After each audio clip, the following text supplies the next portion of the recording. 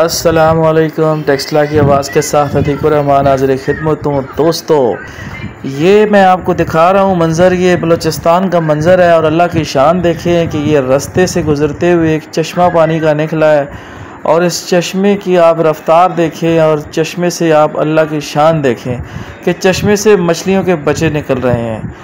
अल्लाह अकबर, सुबहान अल्लाह, माशाअल्लाह, अल्हम्दुलिल्लाह, अल्लाह अकबर। अल्लाह की शान देखें, ये इतनी स्पीड के साथ चश्मे का पानी निकल रहा है और इससे मछलियाँ निकल रही हैं। ये हमारे कोई दोस्त हैं, उन्होंने हमें वीडियो भेजी है तो आप देख सकते हैं। और लोग यहाँ पे खड़े हैं और किस तरह ये इन भाई को देखें, ये हाथों में मछलियों के बच्चे उठा उठा के दिखा रहे हैं।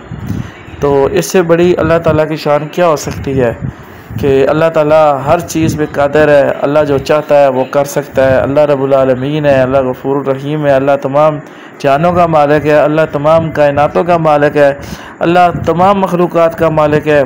चाहे तो अल्लाह पत्थरों में से पानी निकाल दे और पानी में से मछलियों के बच्चे निकाल दे। ये देखें जी, अल्लाह पाक की कुदरत देखें, कुदरत का करिश्मा देखें। और माशाल्लाह ये वीडियो देख के यकीन करें मेरा तो रूह खुश हो गया है और देख के इंसान का ईमान ताज़ा हो जाता है।